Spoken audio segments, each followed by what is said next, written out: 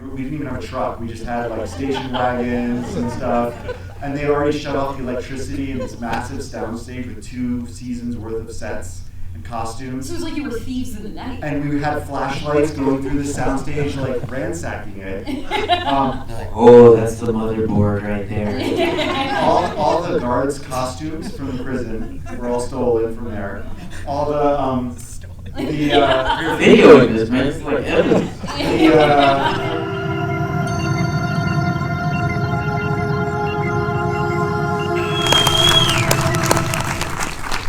Hello, my name is Jordan Crucchiola. I am an editor in Los Angeles with Vulture, which is New York Magazine's culture blog.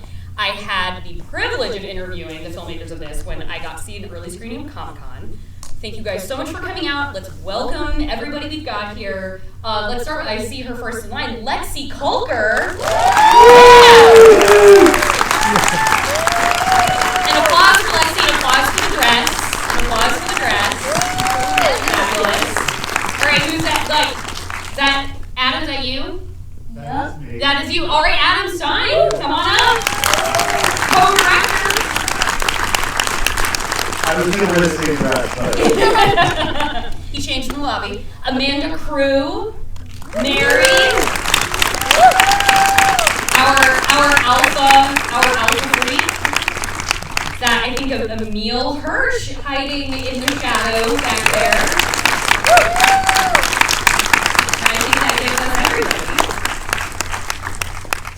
Thank you all for being here. Yes. It's really cool. Yes, thank you for turning out tonight. And Emile, were you just watching? Yeah, I just watched the movie. What'd you think? It's always surreal to see a movie that you work on, but I was really proud to see it on this beautiful screen here, this amazing theater. It seems like a real crazy treat to be able to see it at, like, nobody paid me to say this, but like the ArcLight screens are the best. So that's really awesome I would hope to. Yeah, no, it's very cool. And additionally, like, double congratulations for being in 2 movies that are currently playing in this movie theater right now. He's all seen Once Upon a Time in Hollywood, which Emile's also featured in. Yeah, no, good year, good 2019. Now, Lexy, you had a big day today. Can you tell the folks here what your special screening of was this earlier today? Your kind of rock star occasion to watch this movie. Well, earlier today in Woodland Hills, we had a big gathering at a theater with all of our friends came, and it was a lot of people. And we watched the movie, and then after we did a Q&A, and then we did an after party, and then after the after party, I came here. After the party is the after party was us. So I was there at the screening, and there were about 100 girls between the ages of like 8 and 14, and they were just like so in this movie. It was so exciting because they were just like screaming, cheering, they were yelling for blood, and just like so excited to see Lexy. What part did they really sound off at? When I blew up Agent Ray's brains, they were all cheering, and it's like, go on! And then when the movie was done, they all jumped on their Fortnite game, right? Exactly. These are like your children. This is what your children want to see. I just want you to know they're blood hungry. Now, Amanda, you have such a cool chance, I feel like, in this movie to play sort of that, you're like a Jean Grey character. You're the one, like, the mystery. Yeah. The mystery of your powers is such a pervasive sort of secret throughout this movie. How much because I feel like what you guys decided to do as far as special effects to really sell at the end, like what Mary's capable of, how did your character evolve from like what you knew she was going to do when you got the script versus by the time you saw the final cut of this? Like, did you get kind of more powers than you expected? I mean, it just looked visually a lot better than I was expecting it to. It was an independent film, so I think we had low hopes for what a final cut was going to look like. On any independent film, you're just hoping it's going to make it to the end of the shoot. Right. So the fact that we are at the ArcLight and the visual effects can play on a massive screen, we won. There was definitely that moment where you were on the gurney, and we like kind of, you were like strapped, and we kind of looked at each other, and we were like, We'll see how it turns out. We'll see. It takes such trust to be an actor and sign up for something like this when you really have no idea if it's going to just be a piece of garbage. You know, the script might be good, but then you get to set and you're like, oh my god, what did we sign up for? No, I was like, man, it's alright. These guys are real nerds. And the day you were strapped to the table, that was like your second day. Yeah, my first day of shooting was all the stuff on the table where I was strapped down. I love those stories of like the first day I was there, I was murdered. Like it seems like that's how it happens. Like all right, everybody's energy level is still high. Like let's have a Because like, intense thing. meet Emile, okay, now you're about to die and you're crying to him that your like life is over and action.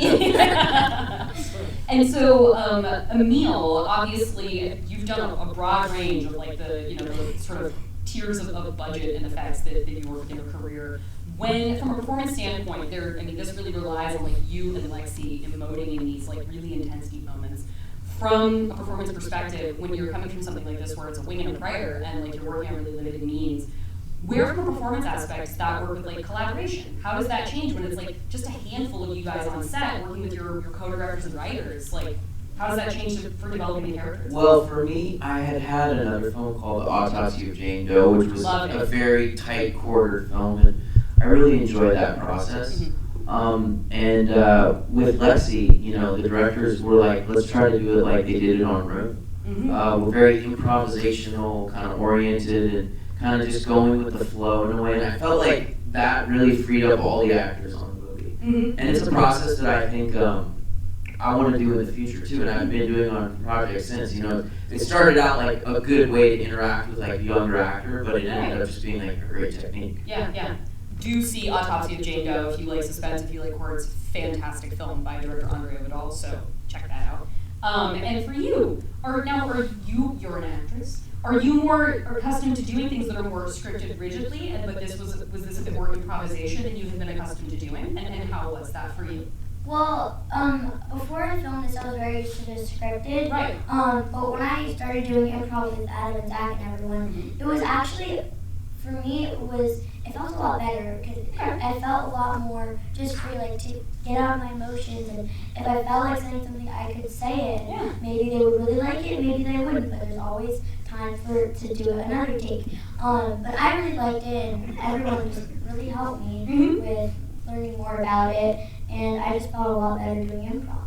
And it seems like a cool thing to be able to do when you're working with that kind of streamline of an operation. It feels like you can really get quality time with people to kind of like play through things and do sort of alternates and stuff. Definitely. And your sister's an actress as well, correct? Yes. And I think I remember you talking about when I saw in San Diego that she helped you prep for this. She did actually. The first few days on set, I was just with my dad. And then when my mom and my sister came, that was towards I'd say like the first like 5 days or something. But they really helped me also, my whole family. My dad, my mom, my sister, everyone really helped me. I couldn't have done it without them. I mean, clearly you're very well liked, because I have had plenty of friends in my life, but I don't think I've ever had 100 people at your age to invite to my like awesome, cool screening. So, good support system behind you. Definitely, yeah. I remember in our conversation that we had when I got to interview you, your co-director at Comic-Con, we talked about the like confrontation scene between Emile and Bruce, and how that went on for a long time. I think you said you filmed for like 45 minutes. Yeah, I think we were, constantly kind of getting different angles of it and stuff. But yeah, well, that scene where Bruce and Emile are going at each other was always the thing Bruce was looking forward to the most. In fact, he was the Let me a dead kid. Yeah, he was the first person that was cast in the movie. He read the script and just like loved. I am Mr. Stoker. He just was like so in it, so like. Well, how long was your first conversation with Bruce when you guys met up? So we asked to have lunch with him. He's like, all right, meet me at Arts Deli at noon. And the lunch lasted 7 hours. Just him with his finger in our faces, telling stories from his entire life. But whenever he came back to the movie, he would just say like, I'm going to do anything to save my daughter. Like that's what he really got into, and this feeling of like, he also hadn't done a sci-fi movie in 45 years, since 1972's Silent Running. That explains all the questions. And we would sometimes explain to him, like, okay, the time is frozen, she's frozen on the table, you're looking at her, but she's not there right now, but she will be. And There are things that happen inside. Don't tell me any of that stuff, I don't need to know. Like, he was just about, I'm saving my daughter and I hate this guy. My stupid son-in-law, always messing things up. And when we first met with him for lunch, he just kept asking, like, you better get someone good to play that father, because that motherfucker better be able to dance, because I'm going to dance with that motherfucker. Earmuffs, Lexy. Well, and trust me, when Bruce was on set, she heard a lot of that. You gotta be like truly old Hollywood, like exposure there. Some classic cinema.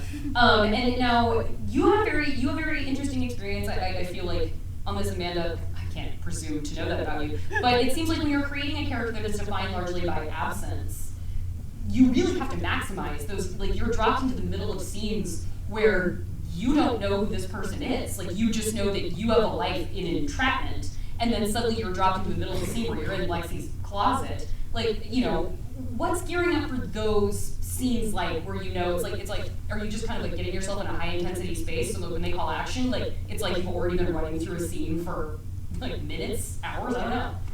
Yeah, I don't know. I'm like blanking on even what I did on the day. I think you just kind of go into a trance. But I think at the core of it is this, you know, beautiful story between a mother and a daughter, and a longing for that, and the guilt and the fear and all of that plays into that. I'm not a mother, so that was the thing that I really wanted to build on the most, was knowing that I'm not a mom, and so trying to, you know, I have friends who are moms, and there's just a bond between your child that you can't even put into words. Sure. That I'm trying to create based off of not having that experience. So, you know, I just pretended she was my dog.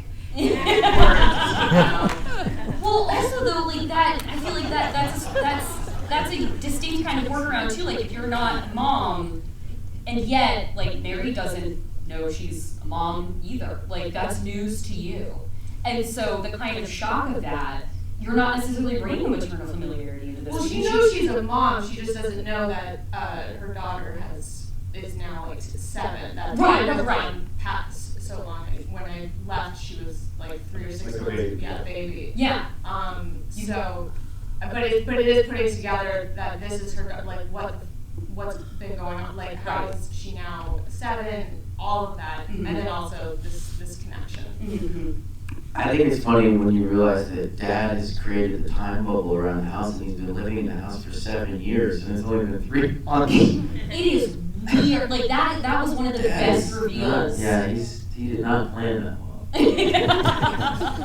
So yeah, when you're when you're leaving the house, you're going out into a world that's 3 months older than the event, and yet you've aged 7 years inside of it. Both of you have.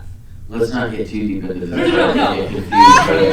I'm like, wait a minute, hold on. Wait, no, but if we're in the house, no. Yeah, so if we're in the basement though, I didn't do the basement. So because Zach and I are huge nerds, we talked about this for like a year as we were writing the script, and loved like figuring out all the different details of, you know, and some of it is stuff you don't notice when you're watching the movie, especially for the first time. But if you go back and watch it again, it's a completely different watch, because you know what's going on now, and there's so many sort of hints and little secrets in the beginning that now kind of make sense in a new light.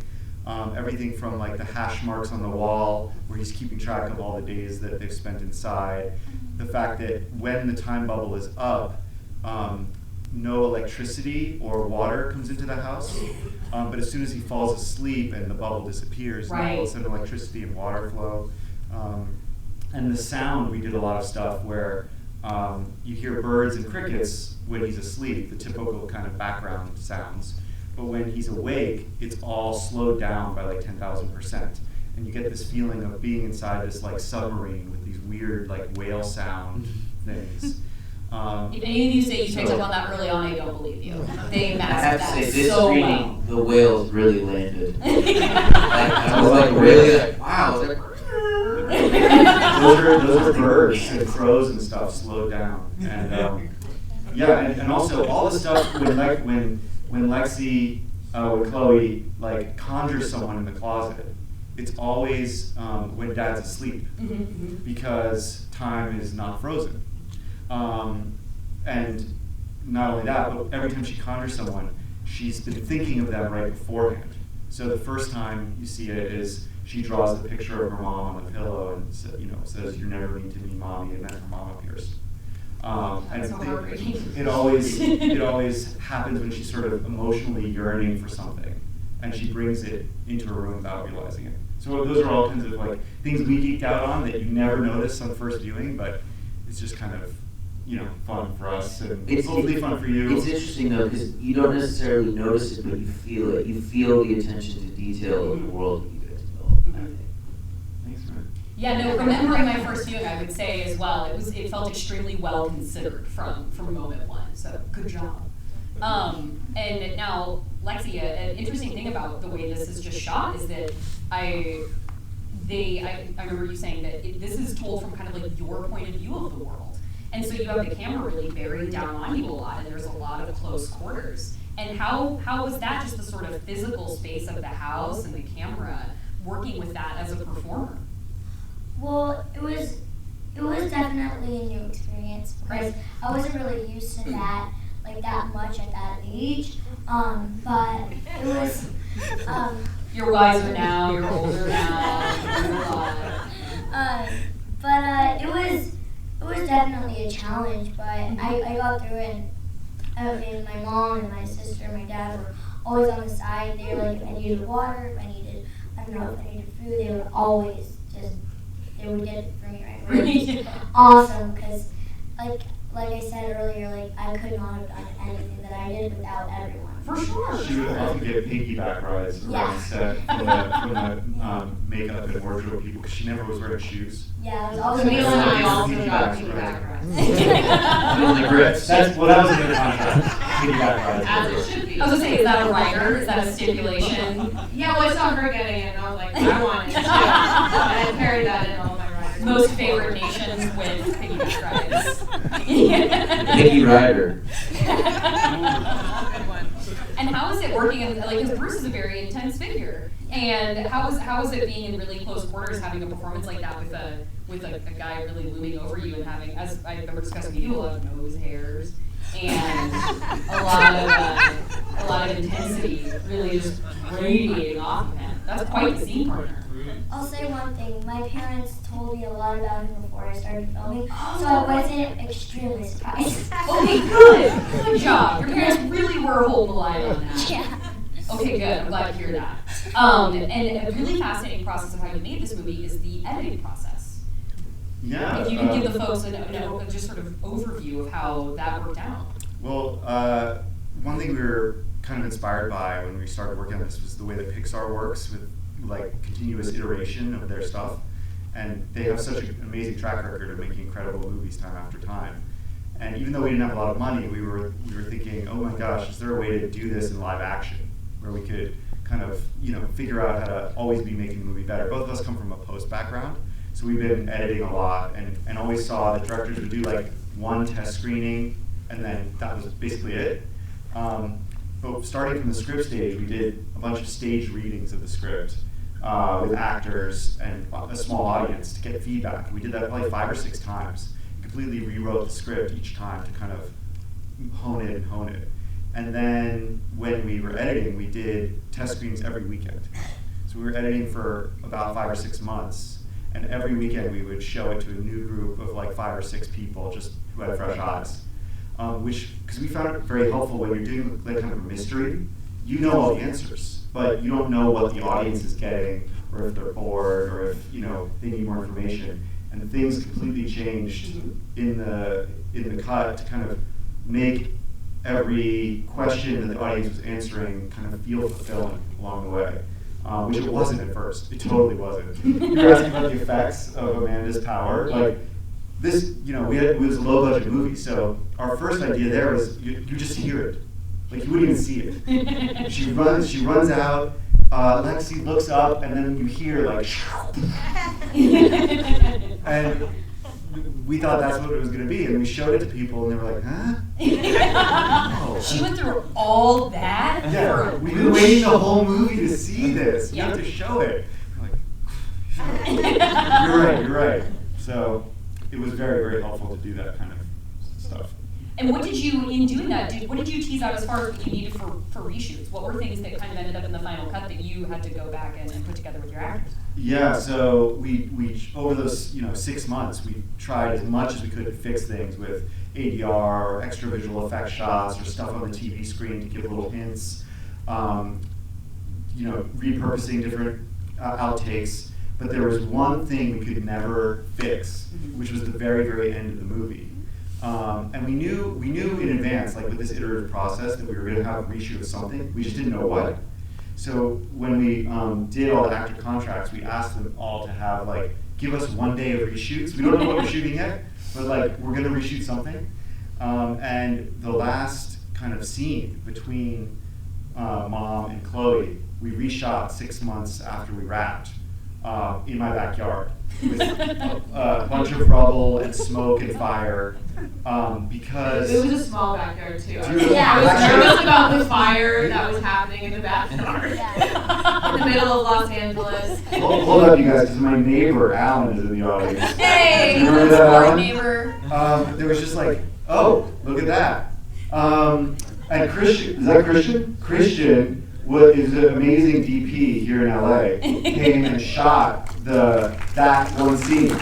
With his crew. They all came out for free and helped us shoot that last scene. Because in the original cut, she comes out of the rubble, they look at each other with these poignant glances, and then they blast off. And I think there was a couple lines of voiceover. I don't know why we did that, guys. That was terrible. And we just had nothing to fix it with. So we reshot their close-ups there in the smoke with the help of these amazing people. So thank you. Thank you, guys. You like to hear about the everyday heroes that really make this stuff work. And so, when you're getting back into reshoots mindset, you've been off 6 months. I imagine you're off doing other work. And then it's all right, I'm going to go be Queen Freak again and just have this, I'm going to dig back into the character. But was it just getting right back into it, putting on comfortable shoes? I was very surprised when I got the news. My mom was like, "We're gonna reshoot the last scene." And I was like, "What?" That felt like forever ago. Check the contract. I don't know, Mom. Because she'd also lost to another two. I lost another two. So I was like, "How are they even gonna do that?" And my mom was like, "I don't know." So I got back on set. I put on the extensions. I put on the back. I put back on makeup and everything, and we shot it. And I don't even know. They just started crying. Word speaks for itself. Both of them just started crying again, and woke him. And we got piggybacks out. Yeah. Now, did they have to put another tooth in there? Something did you have No. Flipper. Oh. Yeah. Flipper. Yeah. So there's a bit of prosthetics on you in the end there. Yep. You had a full Hollywood experience with this. Yep. Well, and I one of my favorite things that I got to talk to you about in our previous conversation was what the set was made of actually in the bunker and where you sourced where that actually came from. Oh. I think that's just a really fun. Oh yeah. So being a low budget movie, we couldn't afford very many things, and one of the things that happened right while we were in prep, Zach and I had both been working on a Disney Channel TV show called Mech X4, which was about some kids who have a giant robot. And it was canceled, which was fine. It was time, but it was also good because we were about to shoot this movie. And we talked to the producers and said, "Hey, all that stuff from Mech X4, what are you guys doing with it?" And they said, "Oh, we're just throwing it out on Tuesday. Everything in the soundstage is getting thrown in the landfill." And we were like, "Can we come by with our crew and look through it?" And we came with our ragtag group. We didn't even have a truck. We just had station wagons and stuff. And they already shut off the electricity in this massive soundstage with 2 seasons worth of sets and costumes. So it was like you were thieves in the night. And we had flashlights going through the soundstage, ransacking it. Oh, that's the motherboard right there. All the guards' costumes from the prison were all stolen from there. All the You're videoing this, man. It's like evidence.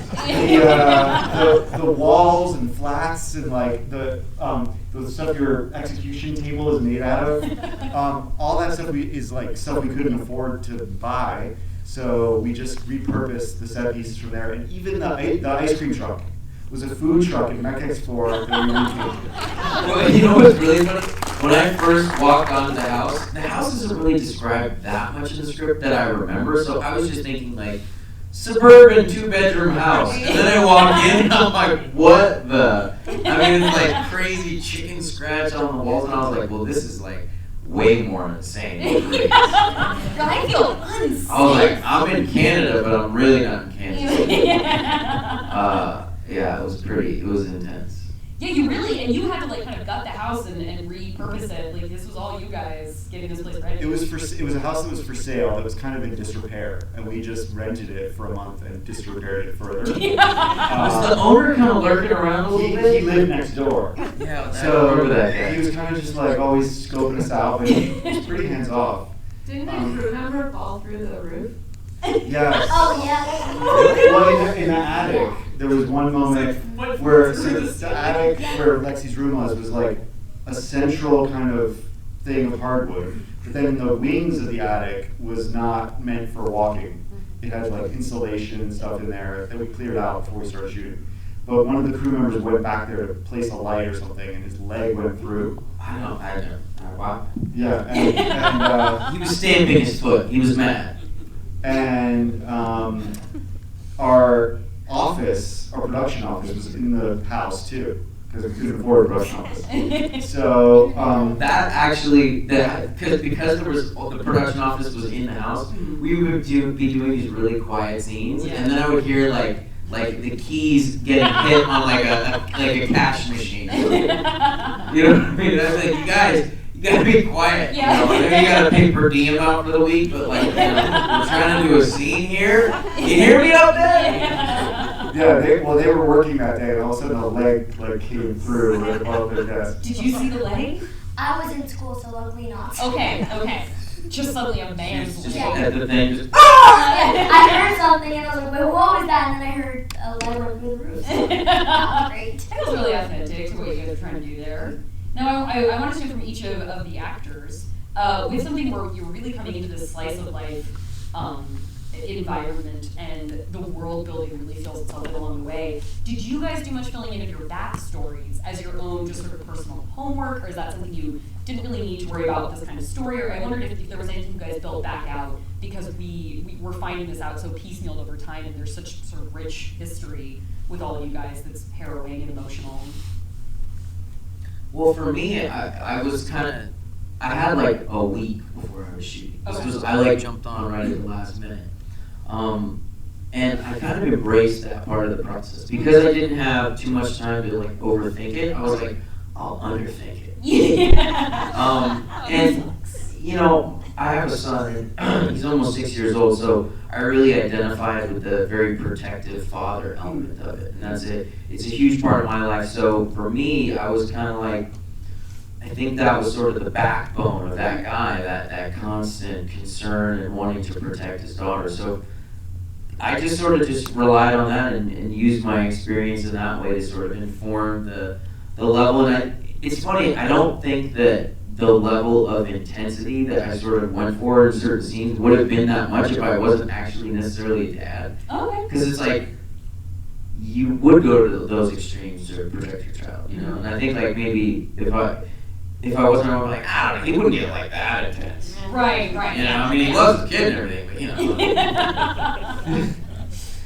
Yeah, I think that on that topic, not about backstory, we should probably keep answering that question. No, I don't, like, if you guys don't, if there's I already said no I answer. use my dog, so. Yeah. But a lot of the script and that the dad character was inspired by my own experience being a dad. And yeah, feeling like sometimes, oh my gosh, I just blew up at my kid. Why did I do that? You know, the ups and downs, the kind of intense love and protectiveness, but also the like sleep deprivation and losing your mind sometimes. But not the closet with the lock. Well, that was actually based on my own childhood. Okay. Where, not to get really personal with you guys, but Or dark. I remember my parents used to lock me in my room. They had a lock on the outside of the door. All right. When I when I got really upset. All right. I don't know what that means to you guys, but I think it means it's brought us here at this moment. yeah, It's brought us here at this moment. Brought us here. But suddenly being a dad, sort of like I couldn't remember seeing sort of the both sides of parenthood. The sort of loving, protective, wanting to nurture your kid, but then also the like ugly sides, or the losing your control sides, and then also just the kid character wanting to really explore what it was like to learn about the world for the first time and see the world, try to understand things that you didn't understand, because I found it so fascinating with my kid, seeing him start to understand the world for the first time. And we're both like dads now, and it's like, we're really dads when my friends are like, let's go see Good Boys, and I'm like, I don't want to watch that movie because I want to ground all those kids. And Lexi, how did your experience as a dad work into this? I feel like we're sharing dad anecdotes right now. I mean, how did your experience having with your own dad work into this? Like, was it like, this is how I am when I want to fight with my dad, and I'm bringing it to set today? well, actually, a few days ago, I've been doing karate classes for like 2 years now. Oh, okay. And the other day, my dad joined me in the karate class, and it was so cool to see him, like, because Have you done more karate than your dad, though? So you're technically better than your dad. Yeah. Okay. So it was so cool because I was doing like the boxing combinations, and then he looked at me and he was like, because when he was watching me, he was always just kind of like, I mean, But when he actually did it, it's just like it's hard too because it takes a while, no matter what, like no matter if you're like a big guy or small, like it doesn't matter. It's always hard when it's your first time. So I mean, and he told me a few days ago that he's gonna start doing karate classes with me, which was really, But he's a serious athlete. I mean, he destroyed me yes. at tennis. Destroyed. Destroyed. He's amazing at tennis. Yeah. He plays. But for now, you're the better martial artist. Yes. Hang on to that. It scared me. I was happy. One of the other things we did in prep, which is really cool, is basically have these guys spend some time in the house, kind of living their life. Yeah. Like they cooked dinner, they had a meal, they kind of colored together, they did some of the decorations in the house together, to just kind of like get that feeling going of like living a life together. Yeah. Because there's so much in the beginning of the movie where we wanted it to feel like, feel that warmth and feel the poker scene and stuff like that. Yeah. Where you guys had this sort of life that you've lived, where you have all this sort of shared language and stuff like that. And I think that really came together. Well, I think that marks our time then. I would love to get a few more questions, but we are at a whole movie theater that has people coming in here. So, thank you guys so much for being here, and thank you guys, so much for being here, and B, for being here. Thank you guys for coming Thank you out. guys for being here. Please spread the word. Spread the word. Yes. Tell people about Freaks, post on your social media channels, have your teens TikTok about it. Just really get the You don't have an independent movie deal. So share it. If you didn't get the message, this was just like a passion project that we all put our souls into for many years. And now that it's out in theaters, it's kind of overwhelming and exciting. But it will only be in theaters, for a couple more days, unless you tell your friends to come. So we really appreciate you being here, and thank you. One more for Freaks!